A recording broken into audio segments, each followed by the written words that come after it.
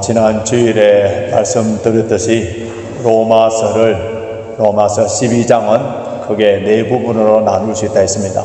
이미 우리가 살펴본 1절과 2절은 나와 하나님과의 관계, 그 속에서 나는 예배자, 하나님 뜻을 분별하는 지혜로운 자가 되어야 되고요. 그 다음 지난주에 우리가 살펴본 말씀 로마서 12장 3절은 내 자신과의 관계, 믿음의 분량대로 지혜롭게 생각하는 것. 그리고 로마서 오늘 본문 읽은 이 본문 4절에서부터 13절까지는 우리 믿음의 공동체 안에서 다른 성도들과의 관계는 어떻게 맺어야 될 것인가, 그 부분이고, 그 다음 마지막 14절에서 21절까지는 우리 성도와 세상과의 관계는 어떻게 해야 될 것인가, 그러한 문제를 가르쳐주고 있습니다. 오늘부터 몇 주 동안 교회가 무엇인가, 그리고 내가 믿음의 공동체 안에서 어떤 관계를 맺어야 하는지를 우리가 배워서 우리 모두가 예수 그리스도 안에서 하나, 한 몸, 한 뜻이 되고 함께 천국의 기쁨을 누리는 아름답고 능력 있는 그런 공동체로 든든히 세워나가기를 바랍니다.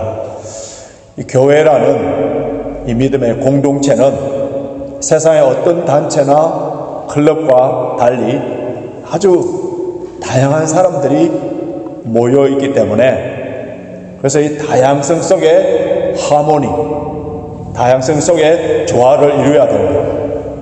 그리고 나와 다른 사람의 그 다른 것이 틀린 것, 롱이 아니라 서로 배움의 배울 수 있는 기회를 가져야 되고, 그리고 주 안에서 서로 한 형제 자매로서 서로 사랑하고 서로 위로하고 서로 격려해 줘야 되는 그런 공동체입니다.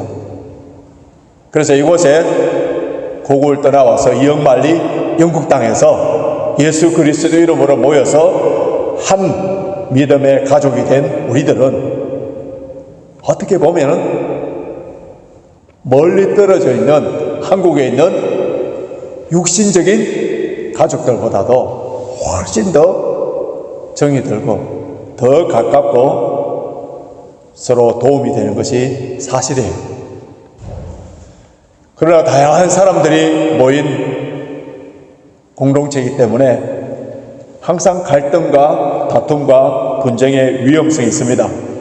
자, 우리 교회 성도들의 분포도를 보면은 어떻게 얼마나 다양하냐 하면요, 다양한 지역에서 모인 사람들입니다. 영남에서 오신 분, 호남에서 오신 분, 자, 이러면은 충청도에서 오신 분이 섭섭하겠죠. 호서에서 오신 분, 저 풍경 땅에서 오신 분, 서울에서 오신 분, 강원도에서 오신 분, 각각 지역별로 다른 곳에서 왔고요.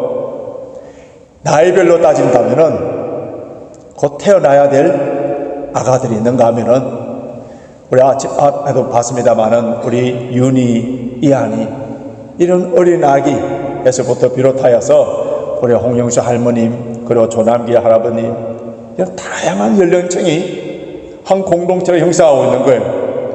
우리 교회 디노미네이션 교파는 장로교입니다. 이게 장로교인들만 모였습니까? 다양한 교파에서 신앙생활 하신 분들이 모였고, 모태신앙에서부터 지금까지 그 잔뼈가 교회를 통해서 굵어진 이런 사람이 있는가 하면은 영국 와서 예수를 믿고 장로님 되신 분도 있으면 누구라고 말씀을 드리지 않겠습니다만은 여기 와서 예수 믿은 사람도 있고요. 우리 가운데 성품들이 같은 성품입니까? 다양한 성품, 다양한 기질, 다양한 은사와 달란트를 가진 사람들이 모여서 신앙생활을 하기 때문에 여러 가지 문제와 갈등과 다툼이 일어날 수 있는 곳에, 성경에 나오는 초대교회를 보면은 예수님의 제자들, 사도들이 목회한 교회, 성령 충만한 교회였지만은 그곳에도 갈등과 분쟁이 있었습니다. 적어도 네 종류의 갈등과 분쟁을 나눌 수가 있는데, 첫째, 예루살렘 교회. 그 교회에 갑자기 물질이 풍부하게 들어온 거예요. 많은 사람들이 밭을 팔고, 그래서 교회에 헌금을 갖다 주니까 이 헌금을 갖고 구제를 할 때에, 그때에 히브리파 과부들에게는 구제가 잘 되는데 헬라파 과부들이 소외당 주지를 않는 거예요. 자, 이것은 뭐냐 하면은 주류파와 소수파의 갈등이라 할 수 있어요. 교회 안에서 소외당하는 그런 그룹들이 있었습니다. 둘째는 안디옥 교회에 바울과 바나바가 2차 전도 여행을 갈 때에 마가를 데리고 갈 것인가 안 데리고 갈 것인가, 이 문제 때문에 큰 논쟁이 있는데 인간관계에 있어서 갈등이라 할 수 있고요. 세 번째는 신학적인 문제에 갈등이 있는데, 이 할례 받지 아니하는 이방인들의 구원 문제를 가지고 정통적인 예루살렘 교회와 개혁파적인 안디옥 교회와의 관계를 성경에서 뭐라고 해놨느냐 하면은 적지 않은 다툼과 변론, 적지 않은 다툼과 변론이 일어났다 했었어요.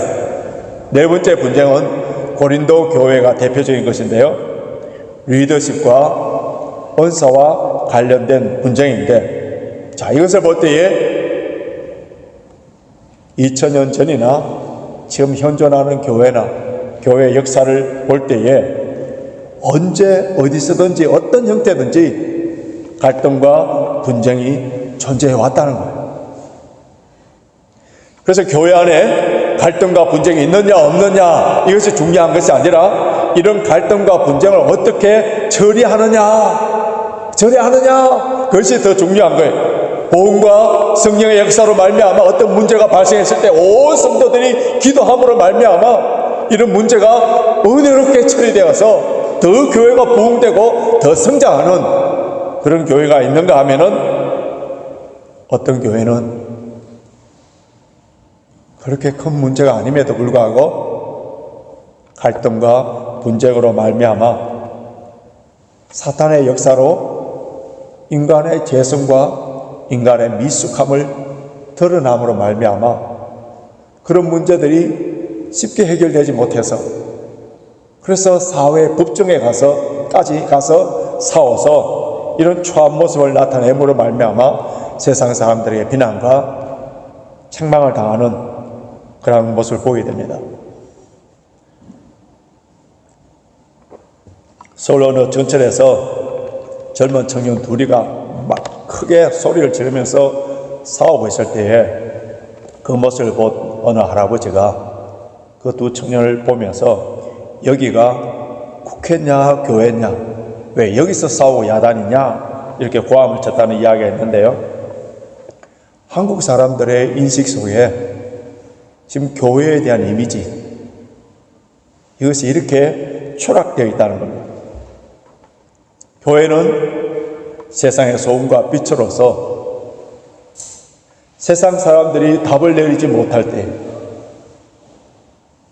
교회 안에서 어떻게 분쟁과 싸움을 잘 처리하고 화목하고 하나가 되는가를 보여줄, 그래서 산 위에 세워진 동네, 그들이 모델로 삼아야 되는 것이 교회인데, 그런데 오늘날 교회는 마치 맛을 잃어버린 소금처럼 되어서, 그래서 매스컴을 통하여서 교회를 사정없이 짓밟고 비난하고, 이렇게 교회 위상과 교회 위치와 그 아이덴티티가 땅에 떨어지고 있는 것이 사실이에요. 자, 이러한 것을 보면서 먼 나라 이웃 나라의 이야기처럼 담 넘어 불구경하듯이 그렇게 볼 것이 아니라, 우리 교회는 어떤가?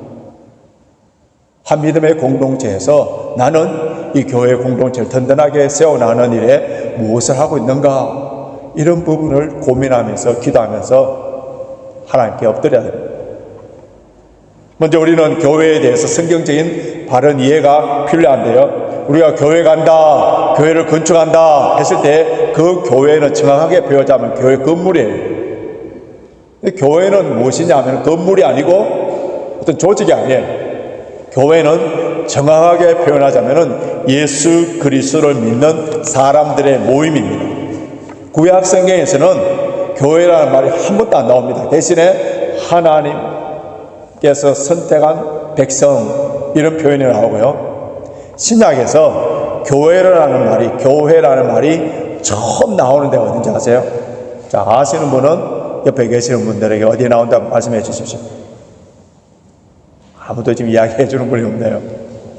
마태복음 16장 18절에 가이사랴 빌립보에서 베드로가 주는 그리스도시요 살아계신 하나님의 아들입니다. 멋진 고백. 물론 하나님 아버지의 성령의 능력으로 말미암아 그런 고백을 받은 후에 예수님께서 내 교회를 세우리니 I will build my church.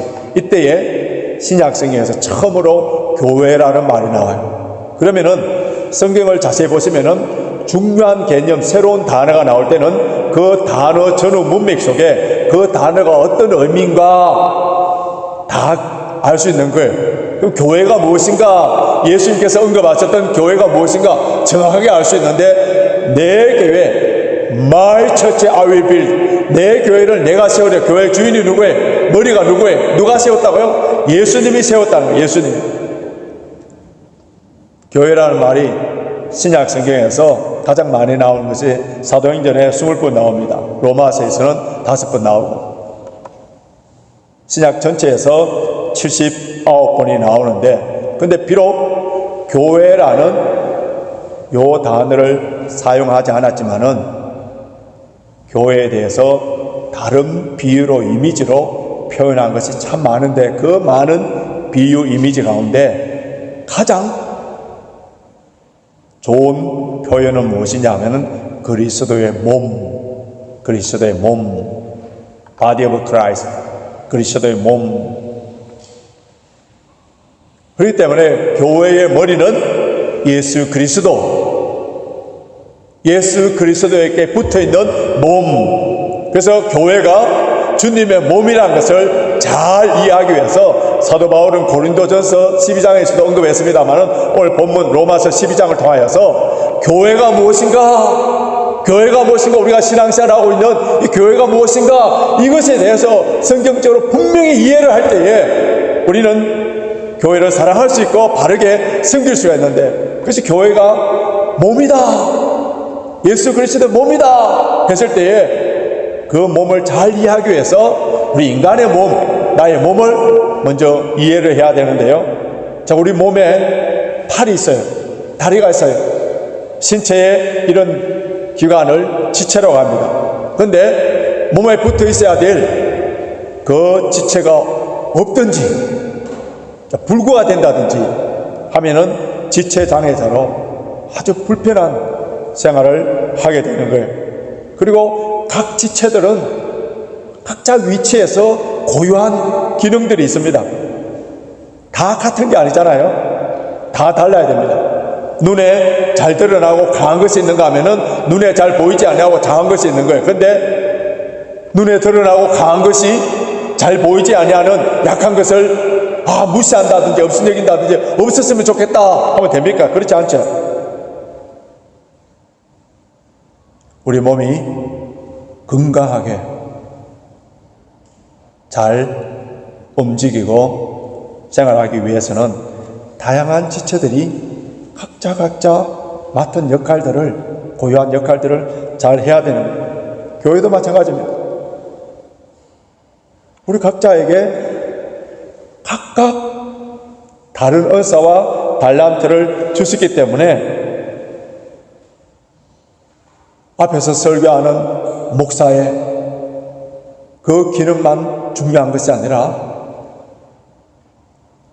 각자에게 주신 그 기능을 잘함으로 말미암아 아름다운 교회를 이루어가는데, 다음에 살펴보겠습다만 오늘 본문 다음 6절에 보면은 뭐라고 되어 있느냐면은 우리에게 주신 은혜대로 받은 은사가 각각 다르니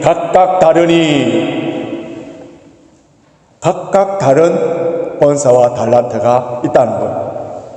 자, 이곳에 수많은 사람들이 모인다 하더라도 분열하고 서로 싸우고 무질서와 혼돈 속에 빠진다면 파괴와 폭력이 나올 수밖에 없습니다. 성숙한 성도들이 서로 모여서 서로 존중하며 서로 배우는 기회를 삼을 때에 그 교회는 아주 건강한 교회고 강한 교회가 됩니다. 물론 우리 교회는 건강한 교회입니다. 강한 교회, 각자 성도들이 맡은 역할들 최선을 다하고 있는 모습이에요. 그러나 오늘 이 로마서 말씀을 통하여서 잘하고 있지만은 그러나 혹시 나에게 부족한 것이 무엇인가 깨달아서 주의 몸된 교회에 각자 맡은 일들을 든든하게 세워나가야 되는데요. 미성숙한 사람들이 많은 교회들은요, 자기와 다른 것 때문에 머리 터지도록 싸우는 그런 사람은 미성숙한 교회입니다. 우리나라 말에 눈, 스노우, 눈에 대한 단어가 몇 종류가 나옵니까? 눈, 사리 눈, 젖눈깨비 눈, 한방눈, 또 뭐 더 있습니까? 그런데 에스키모인들에게 눈이라는 그 단어는 20가지가 넘는다고 합니다. 눈에 대해서.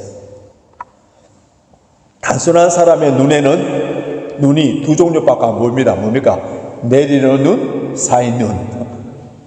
그런데 눈과 많이 경험한 그 사람들에게는 눈에 대해서 다양한 종류로 볼 수 있죠. 우리 신앙생활에도 마찬가지입니다.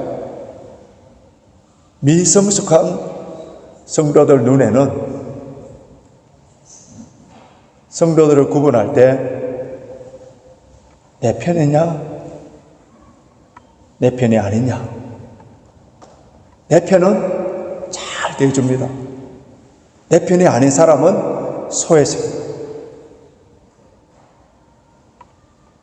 성숙한 성도들의 눈에는 내 편이냐 아니냐가 아니고 모든 성도들을 주님의 편으로 보는 거예요. 주님의 편으로. 주님께서 사랑하시면은 나도 사랑하고, 주님께서 용서하시면은 나도 용서하고, 주님께서 그 사람을 위하여 인내하고 오래 참으시면은 나도 오래 참고 기다려주는 거예요. 기다려주는 거예요. 이렇게 될 때 교회는 오직 주님께만 영광이 돌려지고 교회에 예수 그리스도만이 크게 보이는, 예수 그리스도가 주인이시고 머리가 되는 그런 교회로 서게 됩니다. 주님께서는 이 다양한 성도들이 모인 이 믿음의 공동체가 성령 안에서, 진리 안에서 하나 되는 것을 너무너무 기뻐하십니다.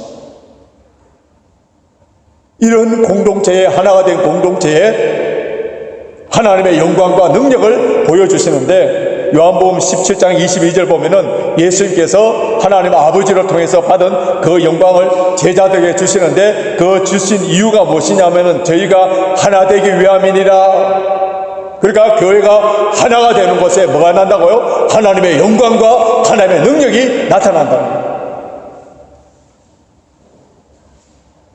여러분, 성경에서 영광이라 했을 때 이 영광, 하나님의 존재와 하나님의 사역을 우리 인간들에게 나타나는 것을 말하는데요.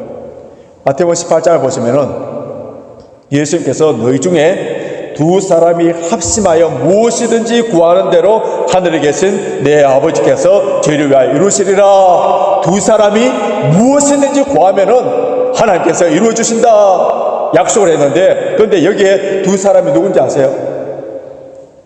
오늘 집에 가서 성경을 자세히 보시면은 전후 문맥을 보면은 이 두 사람은 원수 관계입니다. 서로 미워할 수밖에 없는 그런 관계인데, 그 사람이 예수 그리스도 이름으로 용서하고 하나가 되어서, 그래서 기도할 때에 하나님께서 응답해 주신다는 거예요. 교회 공동체에 하나님의 영광이 나타나고 합심하여 기도할 때에 놀라운 능력이 나타나야 되는 것이 지극히 정상이고 자연스러운 영성이지 않습니까? 그런데 왜 이런 능력이 나타나지 않습니까?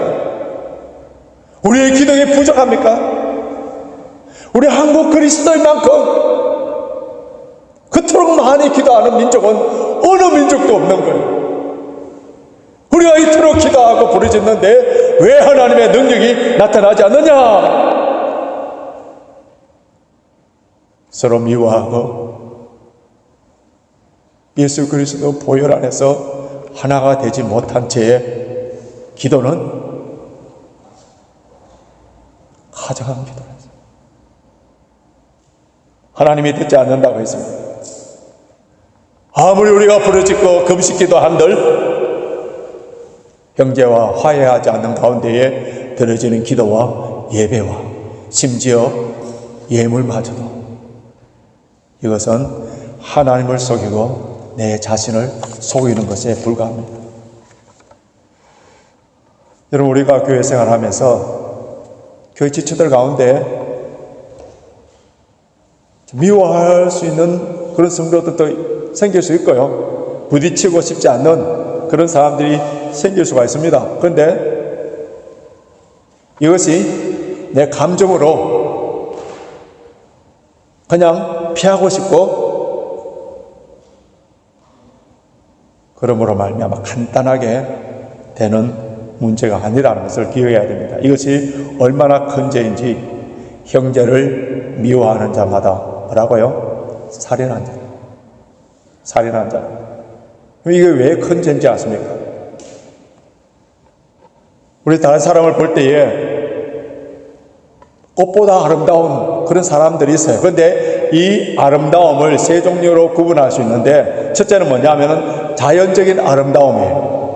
태어날 때부터 이목구비가 잘 갖춰서 정말 예쁜 그런 얼굴, 남들보다 뛰어난 기술이 있는 사람, 운동을 잘하거나 음악을 잘하는 이런 사람들 보면 참 아름답습니다. 둘째는 도덕적인 아름다움인데요. 타고난 성품이 아주 선하고 온유하고 기사도 정신을 발휘하고 예의 바르고 지금 다 이 말이 내보고 하는 말이구나 생각하시는 분들이 있는데요. 그런 분들이 있잖아요. 잘 섬기고 누구든지 모든 사람들에게 다 친구고 뭐가 나지 아니하고 벽이 없는 이런 사람 얼마나 아름답습니까? 그런데 이런 자연적인 아름다움, 도덕적인 아름다움은 한계가 있는 거예요. 영원하지 않는 거예요. 곧 사라집니다. 젊었을 때 그토록 예쁘고 몸매 좋은 그런 영화 배우들 나이가 들어보니까 어떻습니까? 저 볼품없는 모습으로 또 병들고 그런 모습으로 바뀌는 거예요. 또 도덕적인 아름다움도 싫어질 때가 있습니다. 그런데 세 번째 아름다움, 신령한 아름다움, 우리 안에 있는 하나님의 형상은 영원하며 무한한 거예요.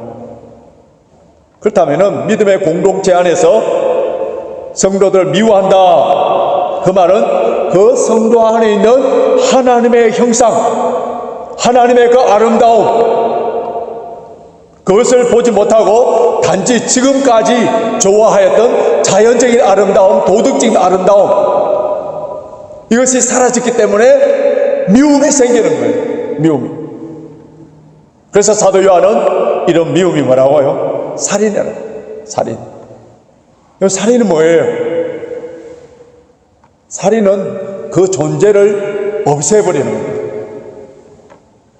앞에 꽃이 우리 교회 어느 성도님이 이렇게 헌금을 하셔갖고 영국교회 도네이션 해줘서 꽃이 아름다운 꽃이 있는데 저 백합 아름다운 꽃이 존재합니다.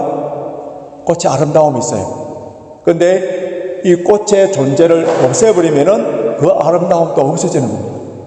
그렇죠? 여기 컵이 있어요. 컵이 있는데 이 컵에 지금 제가 마실 수 있는 물이 있는데 오물이 들어있다 합시다. 그러면은 이 컵의 존재를 없애버리 보면은 이 컵 안에 있는 오물도 없어집니다. 그런데 이 컵이 금컵, 값비싼 컵이라면은 이 컵의 존재를 없앰으로 말미암아 이 오물을 없애는 것이 아니라 이 속에 있는 오물을 없애버리고 깨끗하게 씻으면은 이 금컵의 존재와 이 금컵은 계속적으로 사용할 수 있는 거예요. 여러분, 미움이 뭔지 아세요? 살인을 했는데 우리 성도들 안에 도덕적인 아름다움, 자연적인 아름다움이 없기 때문에 옛날에는 그것 때문에 사랑하고 존중하고 좋아했는데 이제 이런 게 없기 때문에 그 존재가 없어지기를 원하는, 하나님의 형상으로 지음받은 그 사람의 존재는 두고 그 속에 있는 오물과 같은 잘못된 것, 이것들만 없애지길 위하여서 기도하고 서로 참아주고 노력해야 되는 것, 그러지 아니하고 그 존재 자체가 없어지기를 원하는 것이 뭐라고요? 그것이 미움이고 살인이라는 것. 이것이 얼마나 큰 죄입니까? 온 우주 만물을 누가 창조하셨습니까? 이 교회를 누가 세워주셨어요? 누가 이 교회에 보내주셔서 함께 신앙생활 하도록 하셨습니까? 이번 주 15일 날 우리 교회 성찬대를 사주신 강 장로님, 그 병원에 있는 한 가족이 이제 영국에 와서 생활한다고 합니다. 그래서 지금 15일 날 픽업 해주고 뭐 여러 가지 도와주는 일이 있고요. 또 제가 한국 가면은 설교하는 교회가 몇 교회 있는데 부산중앙교회, 그 다음 또 평화교회. 근데 그 교회 목사님들이 저한테 연락했는데 이제 유학으로는, 런던으로 유학 오는 그런 청년들이 있는데 목사님 교회에서 신앙생활 잘 하시도록 좀 도와주시면 좋겠다. 물론 이분들이 이제 우리 교회에 나와서 신앙생활 하려는지는 우리가 봐야 되겠습니다만은 우리 교회에 함께 신앙생활 하시는 분들이 우연히 여기 와서 신앙생활 합니까? 하나님의 계획과 하나님의 섭리 가운데 우리 교회에 보내주신 거예요. 여러분, 우리가 새해마다 구역 편성할 때 이런 분들이 있지 않습니까? 목사님 아는 구역 몇 분들 가니 이분은 우리 교회, 우리 구역에 안 하시면 좋겠다. 근데 안 하시면 좋겠다 하는 그분들이 어떻게 됩니까? 꼭 그 구역에 배당이 되더라고요. 그런데 그분 때문에 1년 동안 구역 식구들이 어떻게 됩니까? 더 많이 기도하고 인내심을 배우고 그분 때문에 성숙해지는 그러한 모습들이 있는 거예요. 우리 강몸의 각 지체들 상호 유기적으로 이루어져서 한 몸을 이루어서 주님이 계획하시고 주님이 원하시는 방향으로 가야 되는데 그것을 거부해버리고 그 존재 자체를 없애도록 하는 것은 바로 주님께 대한 반역이요 불순종이에요. 하나님의 마음을 아프게 하는 큰 범죄라는 거죠. 여러분, 어느 성도들에게든지 아름다움이 있는 거예요. 신령한 아름다움이 있는 거예요. 비록 우리가 죄를 범하고 나와 좋은 관계를 맺지 않았다 하더라도 그 아름다움은 사라지는 거 아니에요. 하나님의 그 형상, 하나님께서는 그 아름다움을 보고 계시는데 내가 그 사람의 아름다움을 보지 못하고 초한 것들을 보면서, 그러면 하나님의 판단과 하나님의 생각과 나의 생각과 판단이 어떻게 됩니까? 서로 충돌되는 거예요. 여러분, 우리가 남을 미워하고 계속적으로 원수의 관계로 지낸다. 하나님은 틀렸고 나는 옳습니다. 이렇게 생각하는 교만이고 스스로 하나님 자리에 올라가는 그러한 죄를 범하게 됩니다. 이렇게 형제를 계속 미워하는 것은 내 영혼에 죄로 오염됐고 내 영혼이 병들어 있기 때문에, 그래서 입술에서 나오는 말이 더러운 말이 나올 수밖에 없습니다. 여러분, 우리 몸에 가장 늦게 잘 안 되는 성화, 가장 마지막까지 잘 안 되는 성화되는 부분이 뭔지 아세요? 혀예요, 혀. 좀 우리가 은혜 받으면은 은혜의 물길이 내 발만 적셔도 전도하러 갑니다. 은혜의 물길이 내 무릎까지 오면은 누가 하지 말래 하더라도 무릎 꿇고 기도하게 되고요. 내 은혜의 물길이 허리까지 차게 되면은 이 굽신하면서 봉사와 숨기는 일들을 합니다. 그런데 내 은혜의 물길이 목까지 차도 둥둥 떠 있는 것이 뭐라고요? 우리의 입이에요, 입. 구원은 받았지만은 아직 성화되지 못하고, 그래서 이 입으로 말미암아 교회 안에 많은 사람들에게 상처를 주고 아픔을 주고 잘못된 카드라 끊는 통신을 옮김으로 말미암아 하나가 되는, 다툼이 되는 그러한 모습들을 볼 수가 있는데요.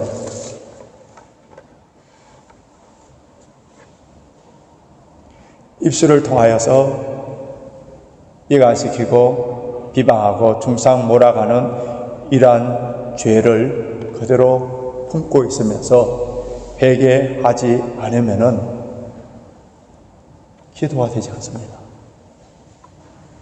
기도의 문이 막혀버려요. 기도의 문이 열려져야 그 기도의 문을 통하여서 하나님의 은혜가 주어지는데 그 은혜의 문을 막아버리는 겁니다. 우리가 예배드리는 이 교회당이 참 좋습니다. 왜냐하면은, 자, 창문 한번 보십시오. 이 교회 창문이 참 많죠. 그러니까 밝아요. 대부분의 성공의 교회들은 창문이 적고 그 창문에 스테인 글라스로 되어 있고 그 밑에는 카페트로 되어 있어서 햇빛이 잘 안 들어오니까 그 카페트가 쾌쾌한 냄새가 나고 곰팡이가 많이 자라고 있습니다.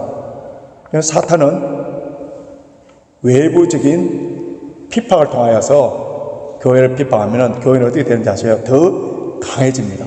이 교회의 원리예요. 그런데 같은 공동체끼리 서로 성도들끼리 미워하는 감정, 불신이 가득 차더라고 서로 중상 몰아가는 말들을 하도록 하여서 기도가 안 되도록 만들어버립니다.